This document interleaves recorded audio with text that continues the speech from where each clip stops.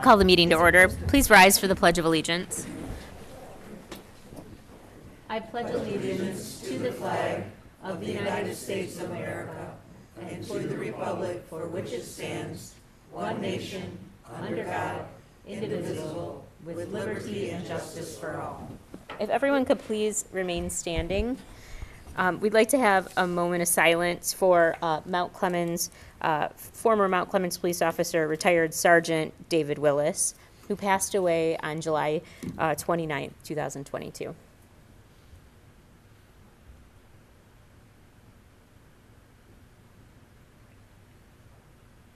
Thank you very much. Roll call, please. Campbell. Here. Dempsey. Here. Fournier. Here. Hammond. Here. Crop. Here. Menser. Here. Voorhees. Here. Announcements, acknowledgements, communications, and reports. Do we have any to this evening? Okay, seeing none, we'll move on to adoption of agenda. I will entertain a motion. Mayor Crop, I move that we approve the agenda as presented. Support. Roll call, please. Campbell. Yes. Dempsey. Yes. Fournier. Yes. Hammond. Yes. Crop. Yes. Menser. Yes. Voorhees. Yes. This is the portion of the meeting that we allow the public to address the commission. All that we ask is that you give us your full name, your residential address, and you abide by our 3-minute rule. We'll start with those who are in person, and then we will move to Zoom. Is there anyone who would like to address the commission at this time?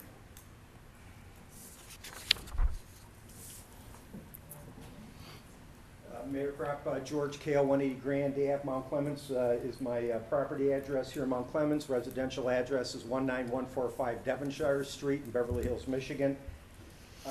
Mayor Crop, in your absence 2 weeks ago, I did ask the interim city manager, Shipman, in regard to the procedure and policies that are in fact in place with our charter on his replacement. As you know, former city manager Don Johnson is no longer with us, and I did not receive a response from interim city manager as per our usual policies and standards. But I did find from a local historian what needs to take place in regards to finding a replacement. Commissioner Campbell, if I could have you pass this out to everybody, including the city attorney and to interim city manager Shipman. We do have 90 days in which we shall replace the city manager. The city commission has that responsibility. Interim city manager Shipman, you should be advised also that there are certain qualifications and recommendations as to what is entailed in becoming a city manager, including bonding capacity as to your qualifications as a city manager. Last week I was going to bring this up, but then we had all of the firefighters, emergency medical technicians, and the awards that were given out, and I didn't want to disrupt anybody's parade. But the bottom line is we need to move forward with finding an adequate city manager who's a professional in regard to what he does. I'd also like to ask another question. Or she. Or she, that's right. And I'd like to ask another question in regard to the marijuana cannabis issue. I'd like to ask the city administration this time as in regard to the city attorney and how much money has he generated, billable hours over the last 4 years, all things marijuana. We're in a nightmare with this marijuana. As you know, we have litigation. I believe you had executive session 2 weeks ago. 2 complaints, I think, New Group and 222 companies. And this thing has been egregiously wrong from the beginning. The city attorney knows damn well that he could have done a much better job, and certain things have happened that should not have happened, specific to Gibraltar and what happened with Pleasantries. And I'm sure if 1 or 2 of the city commissioners inquired with the city attorney as to how did Pleasantries get in here, they were probably informed that, oh, geez, you know, they pulled a fast one, or how about this in regard to the scheme that was just taking place. They outsmarted us again. If we've got applicants outsmarting our own city attorney, perhaps it's time to find another city attorney, because this is getting very costly. We need to have a review in regard to what has taken place from the beginning. Again, Commissioner Dempsey, you were gone for a couple of years, but this was birthed under your administration, and we need to seriously look at this from the start to decide what we need to do moving forward. Mike, you know I love you like a brother, but again, this is ridiculous. I appreciate the time, Commissioner Voorhees. Go ahead, city attorney. I would point out to the commission that the city administrator, the appointment section that you've been handed, there's another section which is 10.084, which says the commission may appoint or designate an acting city administrator during the period of a vacancy. That's what's occurred in the past. We have had interim managers for a couple of years at a time. So I don't believe that a city manager has to be appointed within 90 days. Thank you. Is there anyone else who would like to address the commission at this time? Okay, seeing none in person, nobody on Zoom today? Okay, excellent. We will move on to administrative responses to issues or questions raised during previous meetings. There are none. Okay, and then now the approval of minutes. I'll entertain a motion. I move to approve the July 18th, 2022 City Commission meeting minutes. Support. Anybody have any questions or comments? Hearing none, roll call, please. Dempsey. Yes. Fournier. Yes. Hammond. Yes. Crop. Yes. Menser. Yes. Voorhees. Yes. Campbell. Yes. Okay, moving to general business. 9A, transfer to tax fees. I'll entertain a motion. I move to approve that the city attorney draft and/or amend the necessary ordinances to add a transfer tax fee excluding special assessments in the amount of 15%. Support. Support. Okay. Mr. Shipman. So most local communities charge fees to transfer delinquent invoices to the tax roll. These fees help defray the costs involved with transferring the invoices. They are also an added encouragement for property owners to maintain their property. I feel that Mount Clemens should be charging fees for transferring unpaid invoices to tax, except for special assessments such as the sidewalk program. These assessments are in addition to what is considered the normal expenses that all property owners should expect to pay. It is not the intent to burden those who are financially struggling. When we looked at the latest delinquent tax roll, we identified that almost all of them were either rentals, vacant, or vacant land, and most of the owners were not residents of Mount Clemens. These were highlighted and provided for your review. These are also the situations that have been repeatedly identified as problems within the city that need to be addressed, and I feel that the addition of the transfer to tax fee is a step in the right direction. Okay, does anybody have any questions for Mr. Shipman? Yes, Commissioner Menser. I was going to say, Commissioner Fournier, you want me to start? Feel free. So I am absolutely for a, Transfer to tax fee. fee for this, except for I don't want to charge residents 15%. I would like to charge businesses, vacant homeowners, rental people. I would like to charge them 15%. But when it comes to homeowners, I think we need to look at a little bit of a break, especially when you consider the fact that, COVID is resurging. They're telling us to wear masks again. They're talking about replacing the rental program. Detroit is already bringing back some of their programs that had ceased.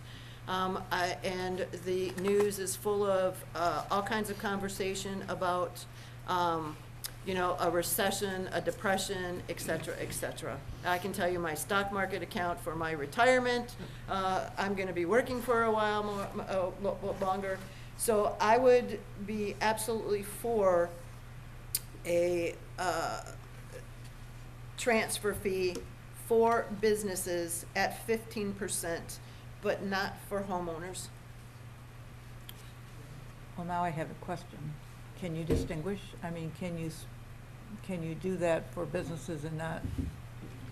Or what? The thing you have to keep in mind is that you are talking about a fee.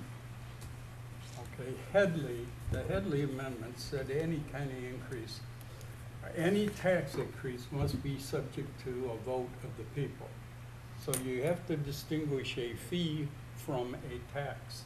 And a fee, okay, has to be commensurate to what the cost of providing the service is.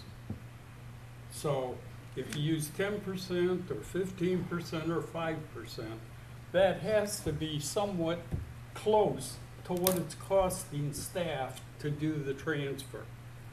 And I see no basis upon which you can treat a corporation that owns property differently than an individual.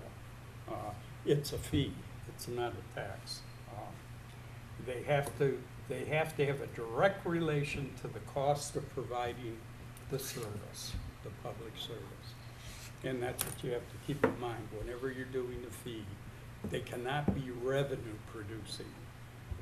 The motivation behind it cannot be for purposes of raising revenue. It's to recoup the cost of providing a service.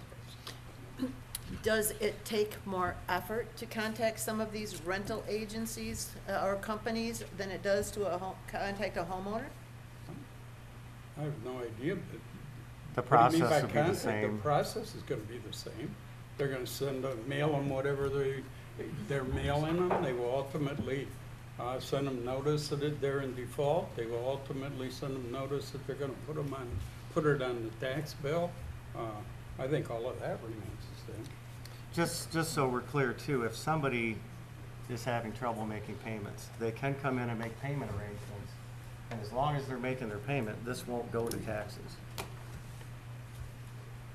That was my question. I mean, there are special arrangements that can be had if you're really in dire need.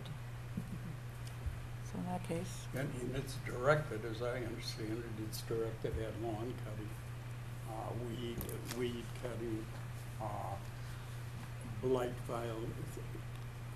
If you have to clean up a piece of property, those type of things. It is not directed at special assessments like the sidewalk program. So it's not whatever percentage you utilize, if you look at the listing of indebtedness that was provided, it's not a huge amount of money. You know, you have some of these bills that are $150, 10% is $15. Yeah, and because it does not apply to special assessments like the sidewalk, that's where you'd be talking about some substantial penalty. and a lot of these are rental properties, which I think we have to hold them accountable for. They're part of the city and they need to pay their utilities, their rental. We just got handed 2 pages of rental fees that haven't been paid. I think this is important, so I think this is a great idea. I think this is a good idea. Have we done an analysis of what this actually costs? Because I'm looking at these community names, and it ranges from 1% to 5%, to 17%. Have we done an analysis to show that the 15% is the correct amount to recoup our costs? It's an average of the other communities that are collecting roughly an average. I know I actually talked to Don about this, and he said they imposed a 50% fee. I believe it was in Royal Oak when he was there, so. Well, this says the average is 11.33. Yeah, because you've got one that's at 0 that throws that off. If you look at most of them, they're 15 and 17. That 1 0 throws that off. And we could look more extensively at even more communities. That was a random sampling of local communities to get an idea what they were charging. Could we do some kind of a sliding scale, saying, okay, you have, you know, you're delinquent here, you have, 60 days to pay it. If you don't pay it, and we're gonna charge you a 15% transfer fee, and if you don't pay it in the 60 days, then we're gonna charge you, a 17% transfer fee, and if you don't pay it in another 60 days, or make payment I think arrangements. that is burdens of staff to. Yeah, but. Now our cost did go up, though. Commissioner Dempsey. I'm just curious, do we know that putting a fee on has actually made the residents or the companies pay? I mean, is a 15%, which could be, what, maybe less than $100 of a fee, is that going to trigger those people to come out and pay? If they haven't paid this. Some probably are not going to, I but at was least just you're curious. recouping some of your costs for having to deal with these situations. That's Some just- are going to pay, I mean, it's Yeah, gonna be a but- wake-up call. I'm just wondering how much more work it adds to staff versus, actually getting any kind of significant money out of it. Yeah, the delinquents are gonna be put out there anyways, so the addition of a Right. fee wouldn't take, it's gonna be a little bit more work for the staff. But this was a staff-led initiative, correct? I mean, Yes. This came from staff that knew that these things were being tacked on in other places and thought that we should do it here. So if we do this, it's across the board for everybody. But not on special assessments. Well, I meant residents, Right. renters, rentals. Mhm. Are we gonna send out some kind of, registered or certified letter or something to tell them that we're going to begin this program on, say, September 1st, October 1st, whatever it is? I think that we should maybe give people a little opportunity to come in and pay and avoid that. We're Are we gonna- hoping to also put this on the tax bill, a note on there. Kelly was off this week, I wanted to talk to her and see if that was possible, so that it's on every tax bill to know that if you have delinquent taxes, and they go to the county, that there is gonna be a fee attached to it. So you're hoping that you'll have that on the tax bill that comes out generally in September? That's what, yeah, Are we going to send anything else? we absolutely can. I think we should give them notice and tell them that beginning on this date, we are going to start imposing a 15% transfer fee and give people, 30 days to either come in and make a payment arrangement or to pay. Yeah, if you want that in a letter, we can do that. Obviously, we're gonna use social media and Okay? Yeah, I would want it in the letter. Okay, I'm sure we can put it in the Clementine for the next edition as well. And Okay. Do we have any idea when we want to start this? well, it would go on hopefully in time for winter taxes. Makes sense. That would be the next opportunity. Well, the city attorney has to draft an ordinance, right? So that has to come back before us. Sure. We have to vote on that, right? Okay. Let's see the ordinance. Right. And we would have to do first and second, so first and second reading, so would we get September 15th? It may also be able to be done with a resolution. I'm not sure that, because most of the ordinances such as blight, or such as water, have provisions in them relative to putting it on the tax roll, a lien, et cetera. So we may be able to do it with a resolution, but I'm still looking at it. Maybe an amendment to the ordinance, but it may be just a resolution. Okay. And we won't rush it. I mean, if there's not enough notification time, we can push it to summer. It seems like we should be able to get it done, though, because the winter tax bills don't come out till, December. November, December, yeah. Everybody, anybody else? It's a great idea. Move forward. Okay. All right, call the roll, please. He has spoken. Fournier. Yes. Hammond. Yes. Crump. Yes. Spencer. Yes. Voorhees. Yes. Campbell. Yes. Dempsey. Okay. Motion passes. We'll move on to 9B, stop loss insurance. I'll entertain a motion. I move that the mayor and city commissioners approve the recommendation of the city's healthcare consultant, Plant Moran, and finance director to become a member of the Legend Re Group captive, approve the first-year capital contribution payment of $36,200 and a second-year contribution payment of $40,000 retroactive to July 1st, 2022. Support. Okay, Mr. Shipman? So our Plant Moran Group Benefit Advisors have notified us through Cliff and HR, Jennifer, that there is another way to purchase our stop-loss insurance. And not only could it save us money, but we will not lose any benefits. So I believe Mr. Jonathan Triumphi is here from Plant Moran, along with Cliff, and he's here to give you a little more insight on it and answer any questions that you might have.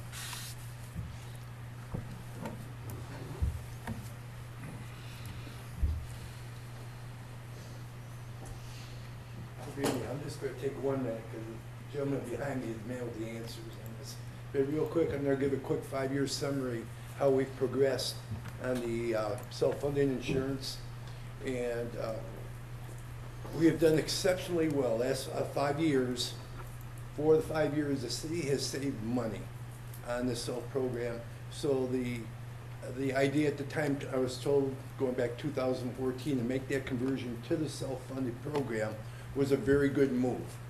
The 1 year we lost, I won't say lost money, but we incurred greater expense than the previous year, was 2019-20, and it was about 100,000. But in this previous year, we saved 150,000. All told, I'm looking at over a 5-year program what we've been able to do in reducing healthcare costs along with Medicare costs. It's probably in the neighborhood of $750,000. So it's probably a little bit more than that because the program goes back 2014. I just found out talking to Jeff. I thought it started in 2017. So the city's really benefited from this program. Now we've tried to make changes and adaptations to what we've done. We're always looking for better ideas. In the past year, Jonathan came in with this idea with some communities, but a lot of times with small business, big businesses, they've created a captive. Now I know captives to a lot of you may offshore tax shelters, a little bit different captive. And he'll explain a little bit more on that. But I believe this is the next step we should take in trying to curb costs, protect ourselves on the backside in the event we have a bad year. Now I'd like to say lastly I'd like to say is because of things we have done. And some things happen. For the most part, healthcare costs is like going over to MGM. And you know, you just can't control what's going to happen. But I think we've been very fortunate, but we've been very vigilant in trying to curb the cost. And lastly, I'm going to add healthcare, maintaining healthcare. I don't know about Jennifer aside from doing payroll. It's probably for her and for myself, the largest time consumer I put into in managing the city's finances. It takes a lot of time to manage a self-insured program. And so this is something, again, as we keep trying to make these changes, add on to what we've already put in, I think is very beneficial. From there, Jonathan. Thanks, Cliff, for the introduction, and thank you for having me this evening. So I wanted to tell you a little bit about the captive that we're recommending for the city. So this captive it's domiciled in the state of Tennessee, so it's not offshore, and the captive is owned by employers in the United States all across the country. Okay, so it's not a tax play, it's not a tax shelter, it's not offshore. It is domiciled in the state of Tennessee. And this captive is specifically for the purpose of buying stop-loss insurance. And just in the event that you're unfamiliar with, you know, the concept of stop-loss insurance, that is the insurance that the city purchases in order to protect itself from catastrophic financial loss on the self-insured plan. So in the event that somebody is diagnosed with cystic fibrosis or gets a significant cancer diagnosis and has claims that are hundreds of thousands of dollars, that full financial liability doesn't rest on the city. Some of that liability is then passed off to an insurance carrier when those claims get over a certain point. Okay? So this captive is purposefully to purchase stop-loss insurance. Okay? And so the reason that we believe that this is valuable to the city is that the city's current stop-loss arrangement with Sun Life, which is a very large insurance carrier, it has terms in the policy that suggest in the event that the city hires somebody or one of your employees or retirees gets married and marries somebody with a medical condition, that your renewal from Sun Life can't be more than 50%. It can't increase your premiums more than 50%. And that, you might say, wow, 50%, that's a large increase. It is. Unfortunately, I've also seen increases much larger than 50%. I've worked in the public sector, and I've seen stop-loss increases for other municipalities just shy of 100%, okay? And it all has to do with risk, okay? So the idea behind the captive is that the stop-loss policy caps any future renewal at plus 30%. Okay? So for a small increase in your premiums, a 3% increase to your premiums that you're paying right now, you can take those terms and go from a plus 50% cap to a plus 30% cap. And the reason that we think that that is so important for the city, based on your size, it would only take one person. You know, again, one person, you know, gets married and maybe marries somebody with a child that has cystic fibrosis. You know, cystic fibrosis, the cost of the medication is $27,000 a month. Okay, it's a life-saving medication, so you absolutely want that person to have access to it, but at the same time, financially, it can be significant to a medical plan. So this captive is meant to provide better protection to the city long-term. What it also does is it presents the city an opportunity to partner with other employers, both private and public, in order to share ideas around cost containment and things that are related to the medical plan. So what we're talking about today is just the risk management component. But what this captive does do is it opens doors for future conversations, because the captive manager helps all of the employers inside the captive gain access to cost containment solutions and different things in the insurance market that employers the size of the city would not otherwise have access to. Things like patient advocacy and prescription drug savings programs and things like that. These are solutions that are utilized by the largest employers in the country, but they have not found their way to the middle market or smaller employers outside of these types of cooperatives or collaboratives. Okay? So that's the kind of the long-term vision here, is that as the city continues to look to at ways to try and control costs, this captive presents kind of an infrastructure to allow you to do that. Okay, who's first? Who has questions? I don't have questions because I spent over a half hour with him on the phone this afternoon, grilling him on every detail about a captive that I could think of. And because I have experience with these, but they're more, as we got to, on the tax end and the offshore type, and there is a big difference. Big difference. The other thing that I really, we make it sound so perfect, then I said, okay, where's it been? And why haven't we done more of these? And what's the big deal? But, and you had an answer for everything. And it does, after I got off the call with him, I was totally convinced this is a great idea and makes a lot of sense for the city. And you might even explain a couple of the downsides, just so that we have all of the information, to present it to us. But the downsides are very few, and they're not necessarily unique to the captive or this stop-loss purchasing mechanism.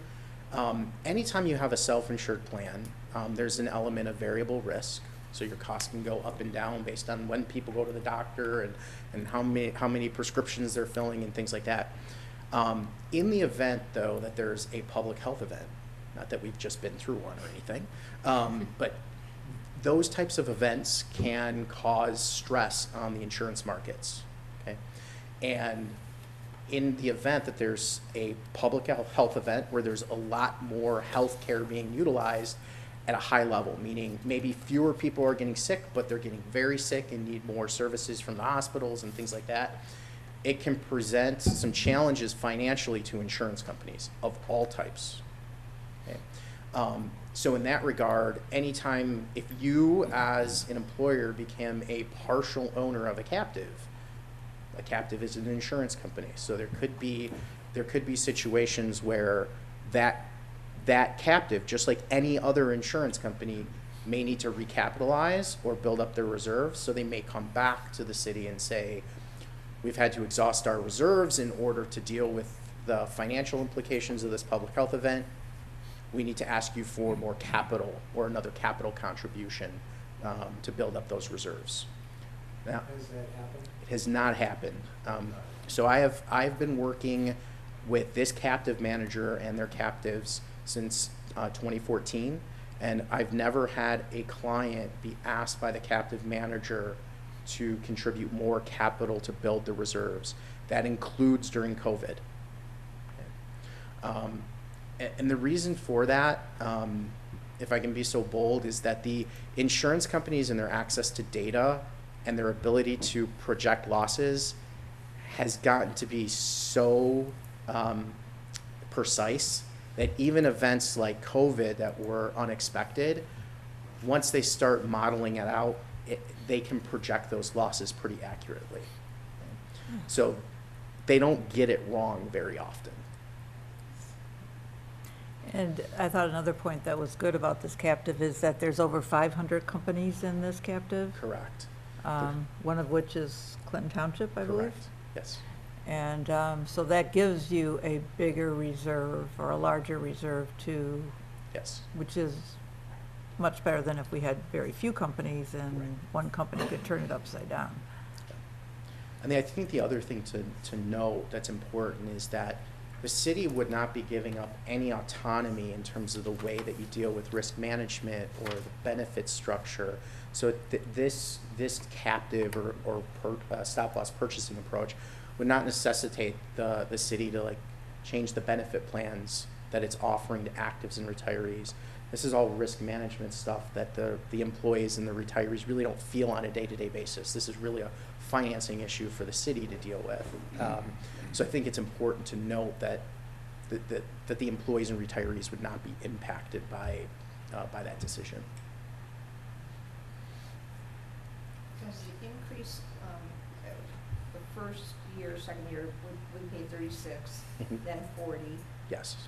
Does it go up after that?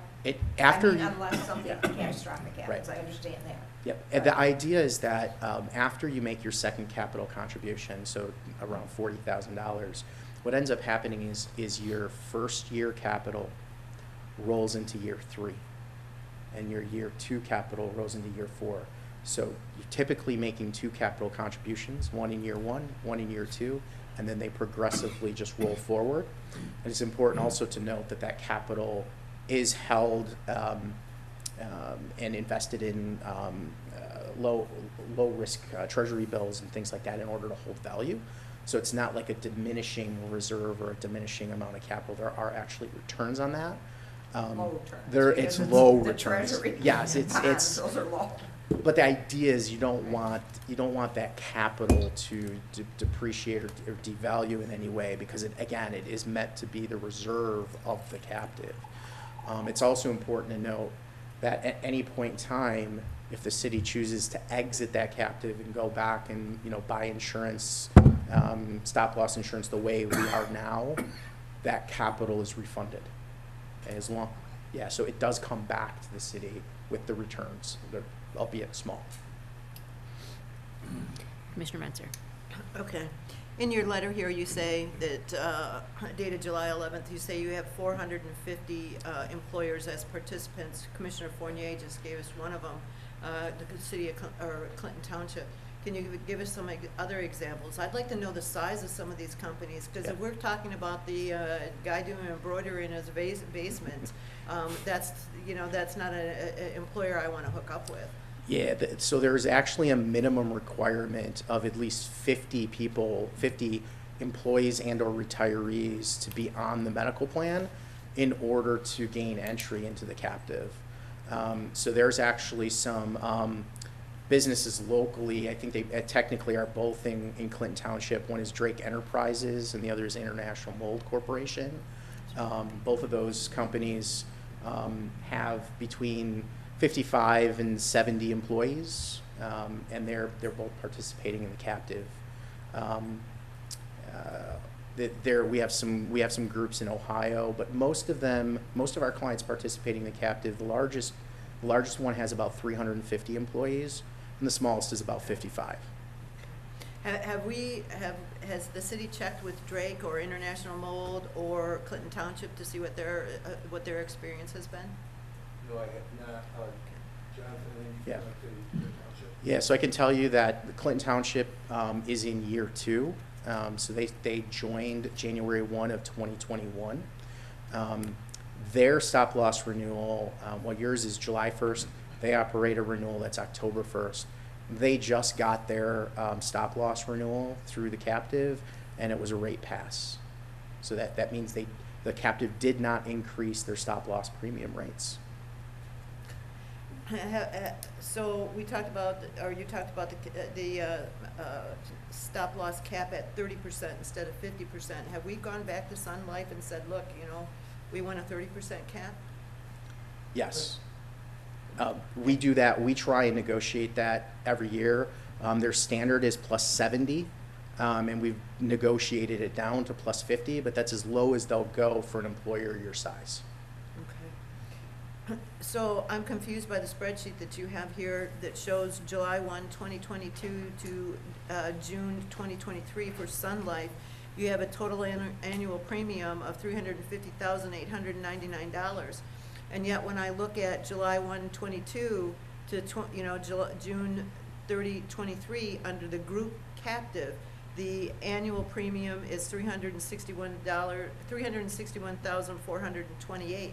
And then are you adding the capital contributions of $36,100 to that? Correct. So that would actually cost us a lot more money for the year.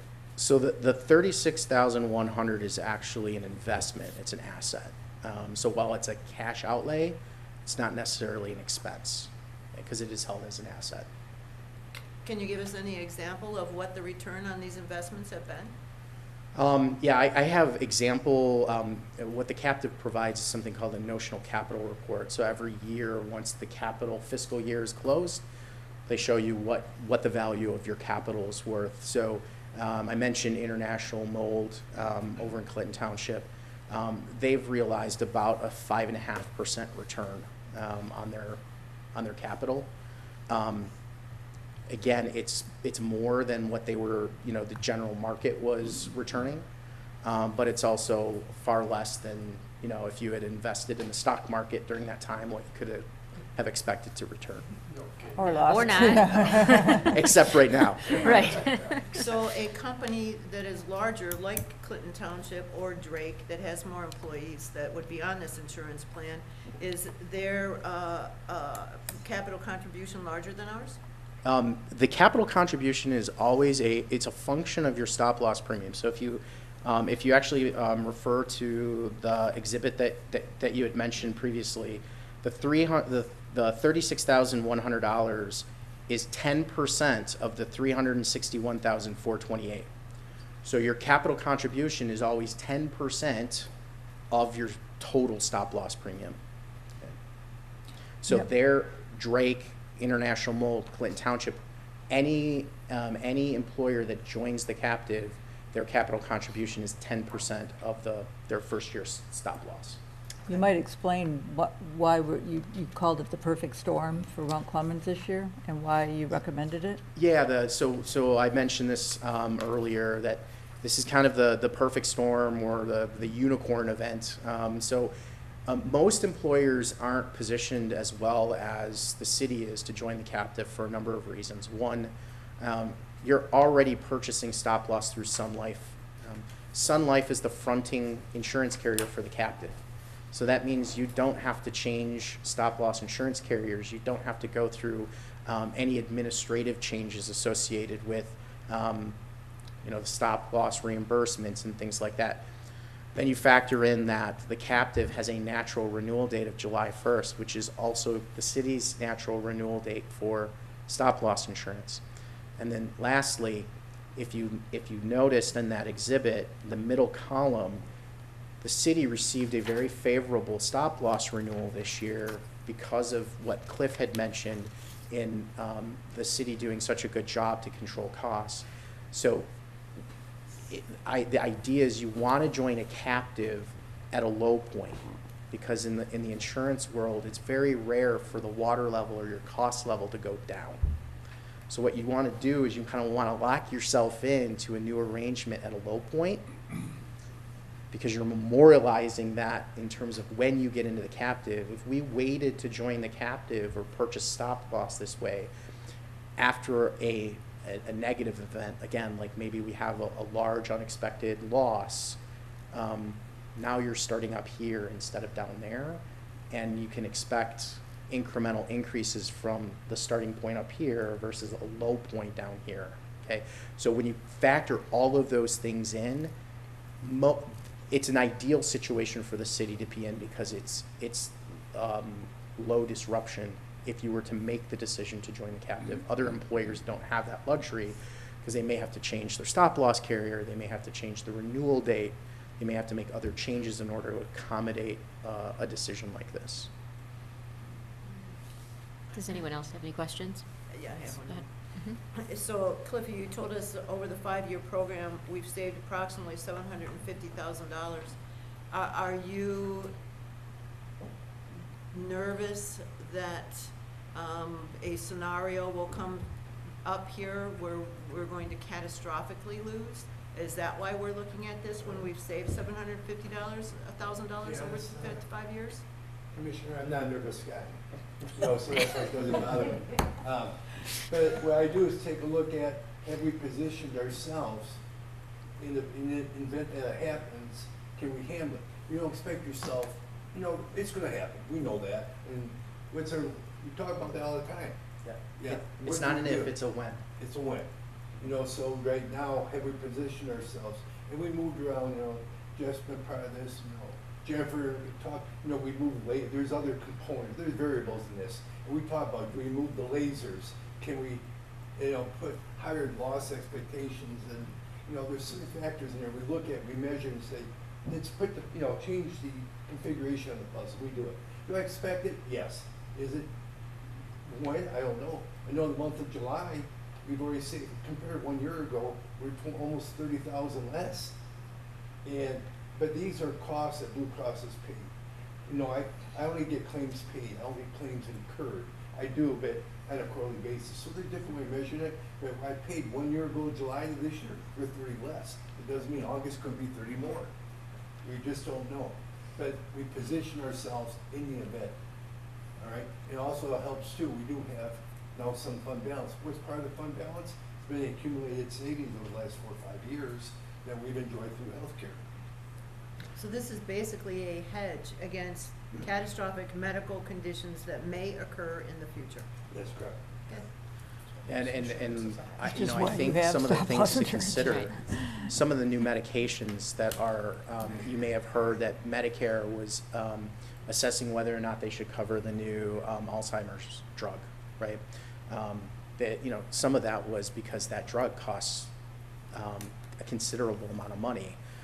There are other drugs in the pipeline. Again, you find one person to take it. There's some drugs that cost multiple millions of dollars a year. Just one person for one drug. And again, it's not an if, it's a when. Something like that's going to happen. It's just the magnitude of the event. On that note, does anyone else have any questions? Yeah, I might not have been done. I ran out of tabs. Okay, good. Okay, we've gone through the tabs. All right, very good. Then if nobody else has anything, we will go ahead and call the roll. Thank you for your presentation. Hammond, Yes. Crop, Yes. Menser, Yes. Voorhees. Yes. Campbell, Yes. Dempsey, Yes. Fournier. Yes. Okay. We will go ahead and move on to consent. I'll entertain a motion. Move to approve consent agenda as presented. Support. Call the roll, please. Crop, Yes. Menser, Yes. Voorhees. Yes. Campbell, Yes. Dempsey. Yes. Fournier. Yes. Hammond. Yes. Okay. Moving on to city manager's report, Mr. Shipman. The preferred candidate for Recreation Coordinator has accepted our offer of employment. We hope to have her join our team very shortly. We have a new water distribution maintenance worker that was hired at the, by Water and Sewer, and they are employed now, and Lenny is putting them through the paces. Upcoming events, a reminder that the Downtown Farmers Market is now open every Wednesday from 1 to 4 p.m. through September 14th, and they're located next to the Anton Arts Center. Macomb County Sheriff National Night Out will be held on August 2nd from 5 to 8 at the Macomb County Sheriff's Office, located at 43565 Elizabeth. This is an annual community building campaign that promotes police, community partnerships, and neighborhood camaraderie to make our neighborhood safer, more caring places to live. National Night Out enhances the relationship between neighbors and law enforcement while bringing back a true sense of community. Furthermore, it provides a great opportunity to bring police and neighbors together under positive circumstances. Please join the Mount Clemens Public Library and the Downtown Development Authority for the Chillin' Downtown Summer Storytime events featuring summer stories and free ice cream for the whole family. The event will be held every Tuesday, August 2nd through the 30th at 1 p.m. at the Fountain Stage on Macomb Place. The Uptown Friday Night Concert Series continues August 5th from 7 p.m. to 9 p.m. on the Fountain Stage on Macomb Place, featuring the dynamic duo. On Friday, August 12th, from 7 to 9 again, catch Kathleen Murray and the Soul Commission on the Fountain Stage. Enjoy a night at the opera performance by the Detroit Opera, which is on Saturday, August 6th at 6 p.m. on the Fountain Stage, once again at Macomb Place. Anybody have any questions for Mr. Shipman? Yes, Commissioner Menzer. I would like to know where we are with the firefighter hire we talked about last week. You said an offer was made? Yeah, he Or is. 2 weeks ago? We had to have a civil service hearing to certify the list, so he's accepted that offer, and he has to go through psychological, physical background check, which that's all been scheduled. Hope to have him on board within 30 days. Okay. Okay, I'm good. Anybody else? Okay, moving on to public participation. This is the portion of the meeting where we invite the public to address the commission again. We ask that you give us your full name, your residential address, and you abide by our 2-minute rule. We'll start with in person and then again go to Zoom. Is there anyone in person who would like to address the commission at this time? Mayor Crop, City Commissioners, George Kale, property owner, 180 Grand Ave, residential address 19145 Devonshire Street. I'd like to thank Commissioner Menzer. I believe it was you a few years ago that had recommended having that second participation of the public on the agenda, because it does come in handy to either rebut or complement actions taken on behalf of this city by the commission. Mr. City Attorney, I know you did cite section 10.084 in regard to the city's authority to appoint an acting city administrator, so that's not in question. The commission may appoint or designate an acting city administrator during the period of a vacancy in the office or during the absence of the city administrator from the city. It doesn't have an unlimited time in regard to how long we have to appoint a duly designated city manager. It doesn't say that it's a year or 2 years or 3 years, for instance, when Commissioner Dempsey was mayor. We had an interim city manager, an assistant manager, I believe it was Jeff and Lisa. So again, section 10.082 is that the city commission shall appoint a city administrator within 90 days after any vacancy exists in such position.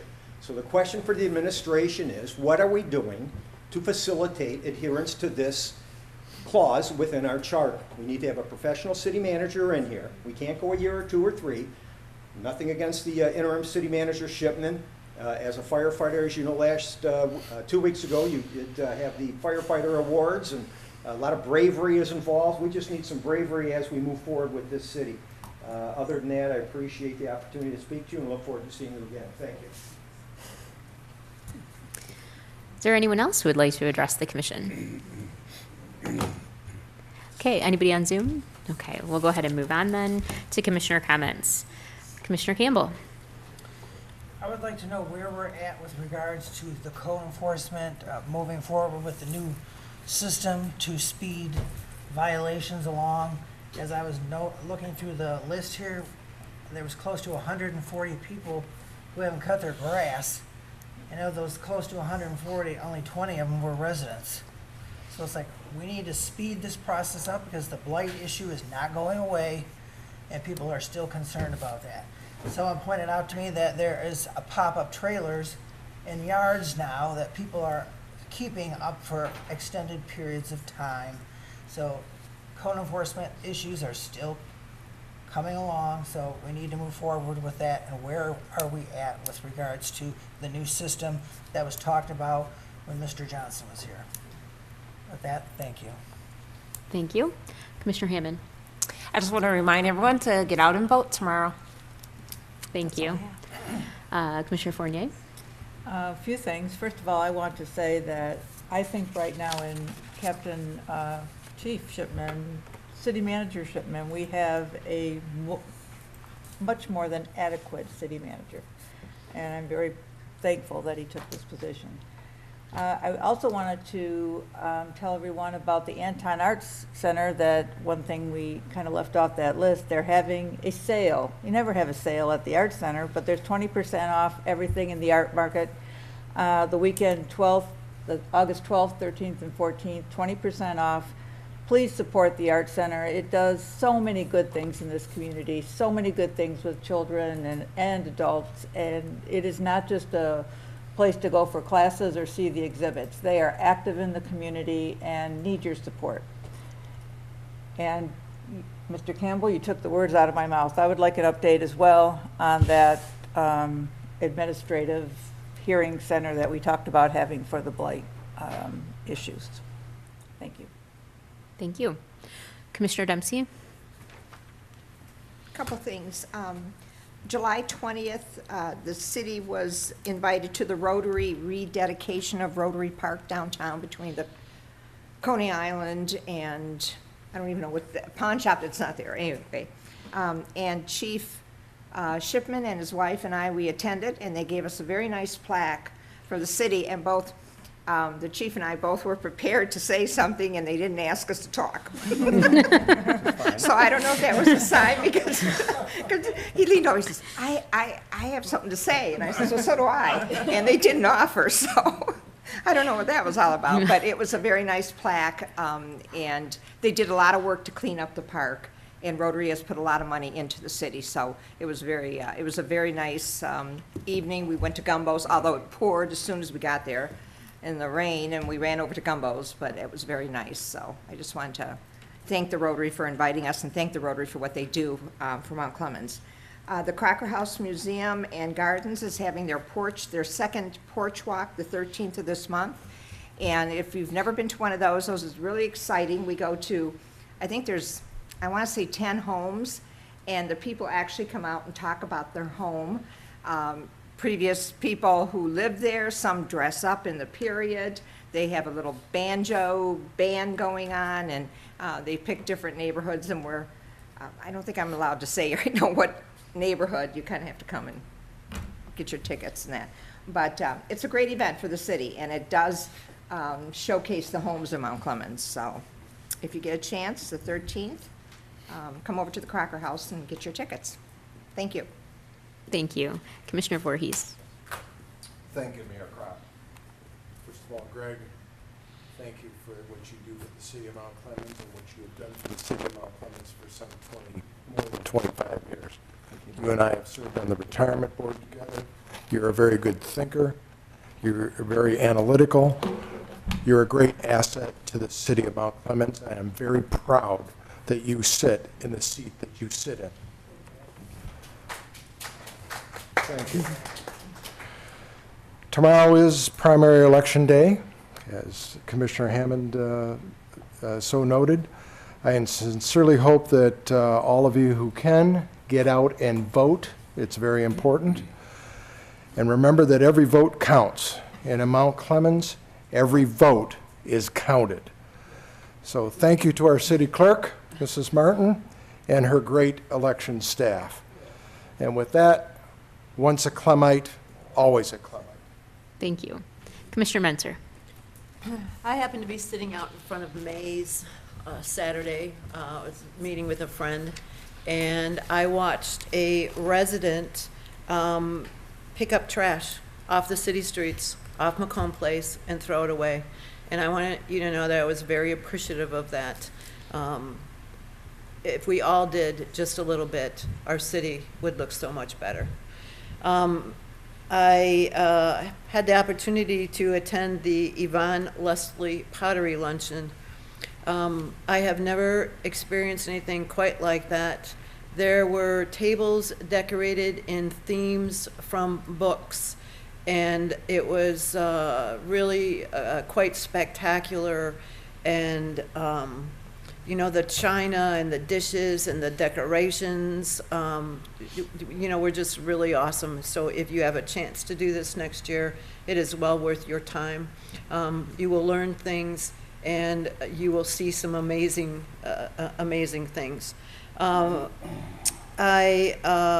want you to know that if you go to the National Night Out tomorrow, our very own Sergeant Stacy O'Brien may be in a dunk tank around 7 o'clock. If you have the idea that maybe you want to dunk them in the water. If you also go to that, you may see somebody named Sergeant Conklin, who will actually have a taser there, and they will allow you to use the taser on a dummy, or he will be assisting you to use the taser on a dummy.